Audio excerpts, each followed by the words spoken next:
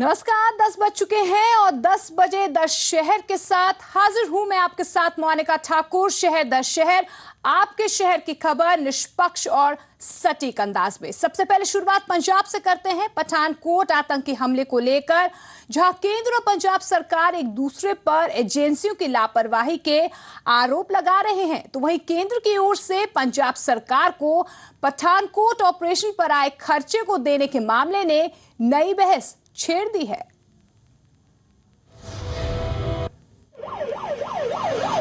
पठानकोट पर हुआ आतंकवादी हमला क्या देश पर हमला था या फिर पंजाब पर? ये सवाल इसलिए खड़ा हो रहा है क्योंकि सूत्रों के अनुसार केंद्रीय गृह मंत्रालय ने पठानकोट ऑपरेशन पर हुए खर्च की वसूली के लिए एक खत पंजाब सरकार को भेजा है, जिसमें ऑपरेशन पर खर्च हुए 12 करोड़ रुपए की मांग की गई है।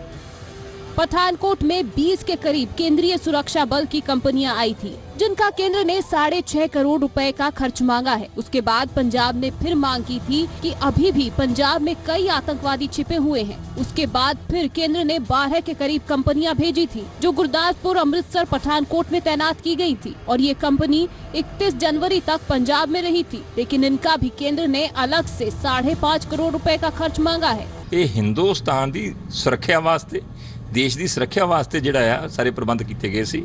और मैं तो यही भारत सरकार नूं बेनती करूँगा कि वो ਇਹੋ ਜਿਹੇ फैसले लैन लगे 100 बार सोचा करे। देखो जी, बहुत ही नीवें स्तर की राजनीति है, कोई नैशनल इशू है। तुसीं देखो जिहड़ा तुसीं हज़ारां करोड़ रुपया करजा लेना, ਉਹਦਾ ਤਾਂ ਕਦੇ चिट्ठी नहीं आई ਤੇ 12 ਕਰੋੜ ਦੀ ਤੁਸੀਂ ਚਿੱਠੀ ਭੇਜਤੀ। ਇਹਨਾਂ ਦਾ ਰਿਸ਼ਤਾ ਤਾਂ ਇਹ ਕਹਿੰਦੇ ਵੀ ਉਹ ਆ ਵੀ ਤੈਨੂੰ ਤਾਪ ਚੜੇ ਮੈਂ ਆਉਂਗਾ, ਤੇ ਇਹ ਹੁਣ ਬਾਹਰ ਰੌਲਾ ਪਾਉਣ ਲੱਗ ਪਏ। ਹੁਣ ਤਾਂ ਜਨਤਾ ਹਿਸਾਬ ਮੰਗਦੀ ਹੈ। सरकार ने भी किसी कानून, किसी एग्रीमेंट तहत ही बिल भेजा होना है। ਇਹ ਸਟੇਟ ਔਰ ਸੈਂਟਰ ਦੇ ਰਿਲੇਸ਼ਨਸ਼ਿਪ ਦੇ ਅੰਦਰ ਕੁਝ ਗੱਲਾਂ ਡਿਫਾਈਨਡ ਨੇ, ਉਹਨਾਂ ਡਿਫਾਈਨਡ ਗੱਲਾਂ ਦੇ ਤਹਿਤ ਹੀ ਇਹ ਬਿਲ ਆਇਆ ਹੋਣਾ। ਇਹ ਨਹੀਂ ਹੈ कि जज जी मर्जी है वो कर लवे, ना स्टेट ਇਹੋ जी मर्जी कर सकती, ना सेंटर कर सकती। अब सवाल ये उठ रहा है कि आतंकवादियों के खिलाफ लड़ाई सिर्फ पंजाब की है। आपको बता दें कि दिल्ली से चंडीगढ़ पहुंचे पत्र ने पंजाब सरकार की चिंता बढ़ा दी है और साथ ही उस समय की भी पुरानी यादें ताज़ा करा दी हैं, जब पंजाब में आतंकवाद का दौर था। तब भी केंद्र ने पंजाब पर 4700 करोड़ रुपए का बोझ डाल दिया था। ये माफ कराने के लिए पंजाब सरकार को दिल्ली के कई चक्र लगाने पड़े थे, जो कि अभी तक जारी है और पंजाब के सर पर चढ़ा बोझ भी इसी के लिए जिम्मेदार माना जाता है। चंडीगढ़ से जगतार भुल्लर के साथ न्यूज डेस्क रिपोर्ट, जी मीडिया। आगे बढ़ते हैं। खडूर साहिब उपचुनाव में अकाली दल के उम्मीदवार रविंद्र सिंह ब्रह्मपुरा ने 65,664 वोटों से जीत दर्ज की है। इस जीत को ब्रह्मपुरा ने पंजाब सरकार की ओर से किए गए और किए जा रहे विकास कार्यों की जीत बताया है। जश्न की ये तस्वीरें अकाली दल की जीत की हैं। खडूर साहिब उपचुनाव में अकाली दल के उम्मीदवार रविंद्र सिंह ब्रह्मपुरा ने 65,664 वोटों के फर्क के साथ बड़ी जीत हासिल की। ब्रह्मपुरा ने पहले राउंड से ही लीड बनाकर रखी। दूसरे राउंड में 10,514 वोटों की लीड मिली, जो कि 15 राउंड तक आते आते 65,664 हो गई। पहले चुनाव और पहली बड़ी जीत के बाद रविंद्र सिंह ब्रह्मपुरा भावुक हो गए। ब्रह्मपुरा अपनी आंखों में आए आंसुओं को ना छुपा सके। अपनी जीत के बाद रविंद्र सिंह ब्रह्मपुरा ने कहा कि ये जीत 2017 की जीत की बुनियाद साबित होगी। सारी पार्टियों ਨੂੰ ਮੈਂ ਤੁਹਾਨੂੰ ਵੀ ਕਿਹਾ ਸੀ ਕਿ ਅਧਿਕਾਰ ਹੈ ਇਲੈਕਸ਼ਨ ਲੜਨ ਦਾ, ਪਰ ਅਗਲੀ ਵਾਰ ਜਦੋਂ ਮਰਜ਼ੀ ਜਿਹਦੇ ਨਾਲ ਮਰਜ਼ੀ ਮੁਕਾਬਲਾ ਹੋਵੇ, ਅਸੀਂ ਆਪਣੇ ਕੰਮ ਦੇ ਬਿਹਾਵ ਦੇ ਉੱਤੇ ਲੋਕਾਂ ਵੋਟਾਂ ਮੰਗਣ ਜਾਣਾ, ਆਪਣੇ ਕੀਤੇ ਹੋਏ ਕੰਮਾਂ ਦੇ ਕਰਕੇ ਲੋਕਾਂ ਨੂੰ ਜਾਵਾਂਗੇ ਤੇ ਫਿਰ ਨਵੀਂ सरकार बनावांगे। खडूर साहिब उपचुनाव में कुल 1,09,553 वोटें पड़ी थी, जिनमें से अकाली दल के रविंद्र सिंह ब्रह्मपुरा को 83,080 वोटें मिली, जबकि दूसरे नंबर के कांग्रेस के बागी और आजाद उम्मीदवार भूपेंद्र सिंह बिट्टू रहे, जिनको 17,416 वोटें मिली, जबकि तीसरे नंबर पर नोटा रहा, जिसका 2,252 लोगों ने इस्तेमाल किया। ब्रह्मपुरा को छोड़कर बाकी सभी 6 उम्मीदवारों की जमानत जब्त हो गई। 83,080 वोटां श्री रविंद्र सिंह ब्रह्मपुरा ਨੂੰ ਮਿਲੀਆਂ ਤੇ ਉਹ ਜੇਤੂ ਕਰਾਰ ਹਨ। ਉਸ ਤੋਂ ਬਾਅਦ ਨੈਕਸਟ ਜਿਹੜੀਆਂ ਵੋਟਾਂ ਹੈਗੀਆਂ श्री भूपिंदर सिंह ਨੂੰ ਮਿਲੀਆਂ 17,416 ਵੋਟਾਂ। आपको बता दें कि कांग्रेस और आम आदमी पार्टी ने पहले ही इस उपचुनाव का बायकॉट किया था। ये भी बता दें कि खडूर साहिब की 2012 के विधानसभा चुनाव में कांग्रेस के रमनजीत सिक्की ने अकाली दल के उम्मीदवार और रविंद्र सिंह ब्रह्मपुरा के पिता रणजीत सिंह ब्रह्मपुरा ने 3054 वोटों के फर्क के साथ मात दी थी। खडूर साहिब से राजन गोसाई के साथ न्यूज डेस्क रिपोर्ट जी मीडिया। तो खडूर साहिब उपचुनाव में जीत से अकाली दल और बीजेपी खुश हैं, लेकिन कांग्रेस ने चुनाव में बोगस वोटिंग का आरोप लगाया है। तो आम आदमी पार्टी का कहना है कि अकाली दल इस जीत से खुश ना हो, क्योंकि इसका 2017 के चुनावों पर कोई असर नहीं पड़ेगा।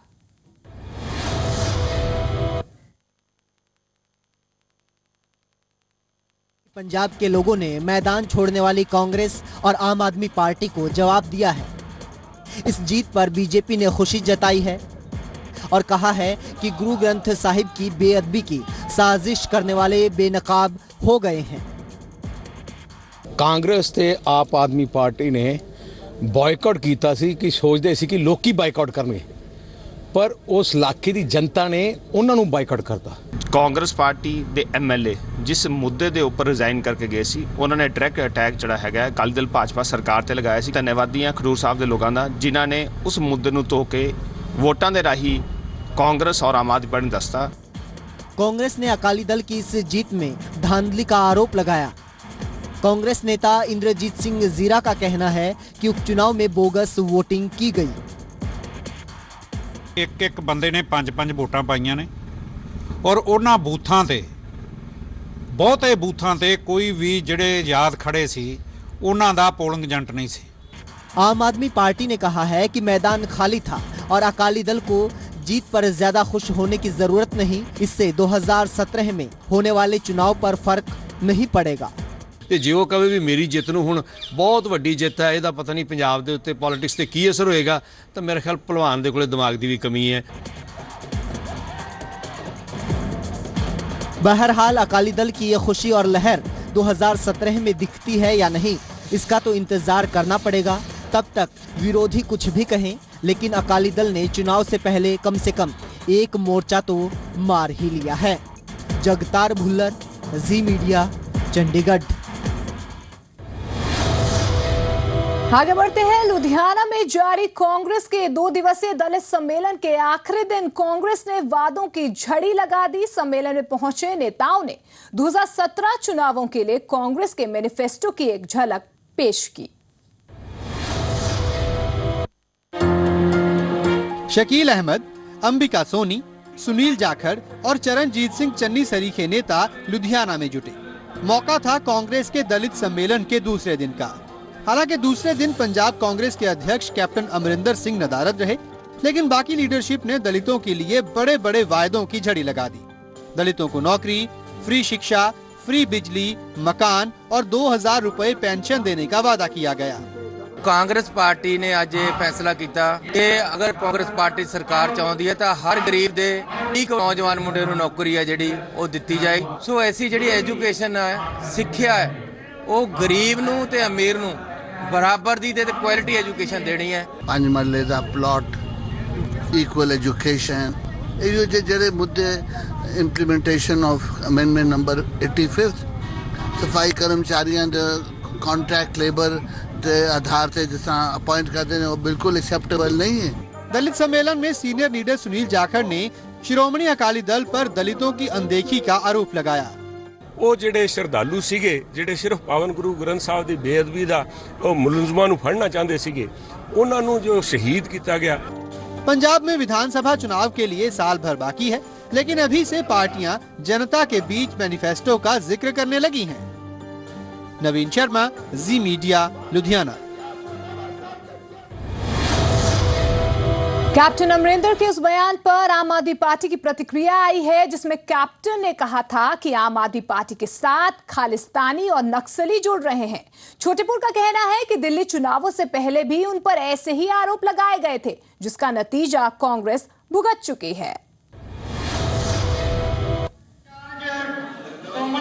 पंजाब में आम आदमी पार्टी के नेता सुच्चा सिंह छोटेपुर ने कांग्रेस प्रदेश अध्यक्ष कैप्टन अमरिंदर सिंह को अपनी भाषा शैली सुधारने की नसीहत दी है। नक्सली और खालिस्तानी विचारधारा से गठबंधन के आरोप का जवाब देते हुए छोटेपुर ने कहा कि वो इसका जवाब 2017 चुनाव में देंगे। छोटेपुर ने कहा कि विरोधियों की ऐसी ही बयानबाजी का नतीजा रहा था कि दिल्ली में आम आदमी पार्टी ने 67 सीट जीती थी। ਸਾਨੂੰ ਨੈਕਸਲਾਈਟ ਕਹਿਣਗੇ, ਕਦੀ ਸਾਨੂੰ ਅੱਤਵਾਦੀ ਕਹਿਣਗੇ, ਉਹਨਾਂ ਨੂੰ ਸਮਝ ਆਉਣੀ ਚਾਹੀਦੀ ਹੈ ਕਿ ਪੰਜਾਬ ਦੇ ਲੋਕਾਂ ਨੇ ਇਹ ਗੱਲਾਂ ਹੁਣ ਪਸੰਦ ਨਹੀਂ ਕਰਨੀਆਂ। ਦਿੱਲੀ ਦੇ ਵਿੱਚ ਵੀ ਮੋਦੀ ਜੀ ਸਾਡੇ ਲੀਡਰ ਨੂੰ ਕੇਜਰੀਵਾਲ ਨੂੰ ਕਹਿੰਦੇ ਸੀਗੇ ਨੈਕਸਲਾਈਟ, ਇਹ ਬਦਨਸੀਬ ਆ, ਇਹਨੂੰ ਜੰਗਲ 'ਚ ਚਲਾ ਜਾਣਾ ਚਾਹੀਦਾ, ਇਹਨੂੰ ਰਾਜ ਭਾਗ ਕਰਨਾ ਨਹੀਂ ਆਉਂਦਾ। ਤੇ ਲੋਕਾਂ ਨੇ ਉੱਥੇ ਕਿਹੋ ਜਿਹਾ ਜਵਾਬ ਦਿੱਤਾ 17 ਦੇ ਵਿੱਚੋਂ 67। ਇਹੀ ਇਹਨਾਂ ਦੀ ਭਾਸ਼ਾ ਨੇ ਇੱਥੇ करना कैप्टन साहब ਦੇ ਹੁਕਮ ਇਹਨਾਂ ਦੇ। छोटेपुर रोपड़ में बोल रहे थे। मौका था रोपड़ के समाज सेवी और इम्प्रूवमेंट ट्रस्ट के पूर्व चेयरमैन डॉक्टर राजेंद्र सिंह परमार और उनके साथियों के आम आदमी पार्टी में शामिल होने का। इस मौके पर छोटेपुर ने धर्मवीर गांधी पर भी प्रतिक्रिया दी। उन्होंने कहा कि अगर धर्मवीर गांधी केजरीवाल से मिलकर आपसी विवाद का हल निकालना चाहते हैं तो उन्हें कोई ऐतराज नहीं है। विजय कपूर, जी मीडिया, रोपड़। खबरें हरियाणा से लेते हैं। हरियाणा में आरक्षण के लिए जाट आंदोलन का असर आज भी देखने को मिला। कई जगहों पर जाटों ने रोड और रेलवे ट्रैक जाम किया। मंगलवार सुबह जाटों ने रोहतक दिल्ली रेलवे ट्रैक को इस्माइल के पास जाम कर दिया। इसके चलते रेलवे ने वाया रोहतक दिल्ली की ओर जाने वाली सभी ट्रेन रद्द कर दी। ट्रेन रद्द होने की वजह से यात्रियों को भारी परेशानी झेलनी पड़ी। हॉस्पिटल से आए हैं, ये बहुत बीमार है, तो रेल चलती नहीं, बस चलती, बहुत परेशान हैं। हम सुबह से 4 बजे से ट्रेन में बैठे हैं और अभी तक हम यहाँ पे रोहतक जंक्शन पे वेट कर रहे हैं कि कोई ट्रेन आए और सारी ट्रेन दिल्ली की तरफ कैंसिल कर दी गई है। तो ये सारा सफर हमें करना पड़ रहा है, गवर्नमेंट इसमें सफर नहीं कर रही है। जाट झज्जर के बेरी में सड़कों पर भी उतरे। उन्होंने आधा दर्जन से ज्यादा गांव में जाम लगा दिया।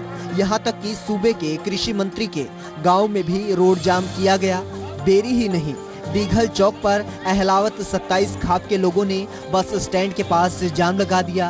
पुलिस ने रूट डाइवर्ट करवाया तो उन पर भी जाम लगा दिया गया। जाम जब तक रहेगा, जब तक आरक्षण नहीं मिलता और कोई फैसला नहीं दे देते इतने गवर्नमेंट। लंबे वक्त से जाट आरक्षण के लिए संघर्ष करते आ रहे हैं। पिछली सरकार के दौरान उनकी मांग मान ली गई थी, लेकिन सुप्रीम कोर्ट ने जाटों के आरक्षण पर रोक लगा दी। फिर से आरक्षण श्रेणी में आने के लिए जाटों ने एक बार फिर जाम और प्रदर्शन का सहारा लिया है। रोहतक से राज टाकिया के साथ झज्जर से संजीत खन्ना, जी मीडिया।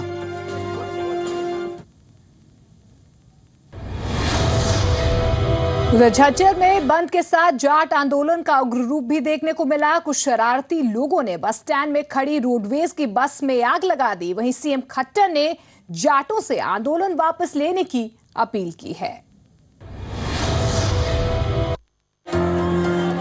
झज्जर में सड़कों को चारों तरफ से रोके बैठे जाटों ने उग्र प्रदर्शन का भी सहारा लिया है। शरारती तत्वों ने सामान्य बस अड्डे में खड़ी बस में आग लगा दी। इससे बस स्टैंड में हड़कंप मच गया।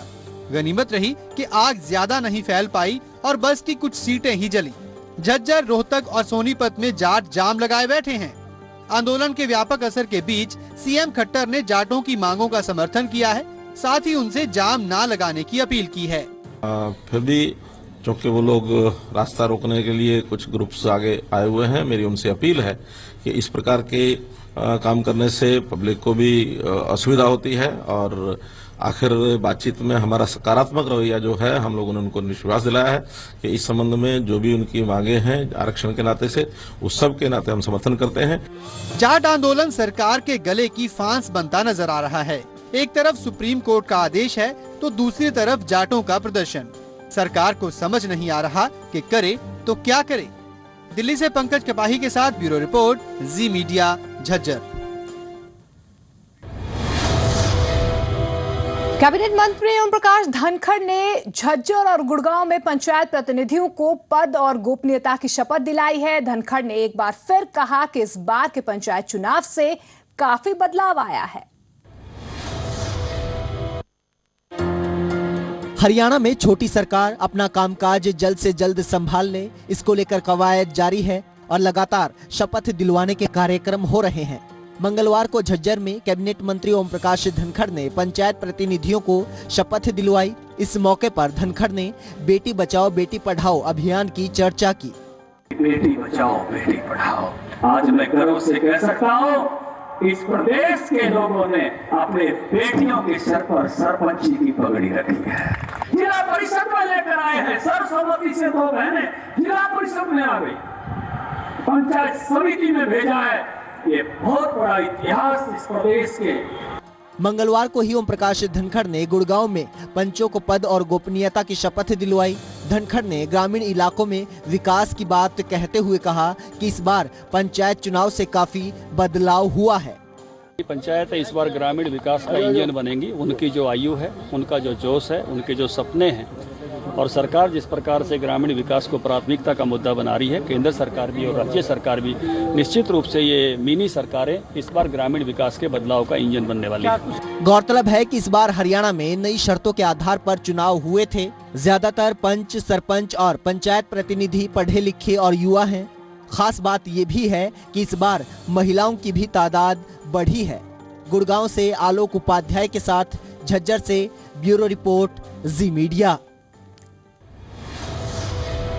आगे बढ़ते हैं। हिसार में 2 महीने पहले लापता हुई एक छात्रा के मामले में पुलिस के हाथ अभी तक खाली हैं। परिजनों ने पुलिस पर लापरवाही का आरोप लगाते हुए पुलिस पर कई सवाल खड़े किए हैं। इन आंखों में अपनी बेटी के लौटने का इंतजार है। आंखें नम हैं और दिल में गुस्सा। सवाल कई जिनके जवाब ना मिलने से अब परिवार टूट सा गया है। ये दास्तां है हिसार के एक परिवार की जिनकी बेटी 2 महीनों से लापता है। कई बार पुलिस और आला अधिकारियों से गुहार लगाने के बावजूद अभी तक इनकी सुनवाई नहीं हो पाई है। गुस्साए परिजनों ने पुलिस पर लापरवाही का आरोप लगाते हुए मामले में जानबूझकर ढीली कार्रवाई करने का आरोप लगाया है। एसपी साहब कुछ नहीं कह रहे जी, हमें वही आश्वासन बारी बारी दिया जाता है कि नई टीम बना दी, नई टीम बना दी। नई टीम बनाने में हमारा कोई हल नहीं निकल रहा है। परिजनों का इंतजार लंबा होता जा रहा है तो वहीं एक समाज सेवी संस्थान राधे श्याम आर्य ने भी पुलिस पर कई गंभीर सवाल खड़े किए हैं। पुलिस प्रशासन एक बात कहती है, हमने एसआईटी बना दी, आज देख रहे कुछ हो रहा नहीं। 5 दिसंबर 2015 को एक शिक्षण संस्थान से छात्रा लापता हुई थी। परिजनों की लाख कोशिशों के बावजूद पुलिस की तरफ से अभी तक कोई संतोषजनक जवाब नहीं मिला है।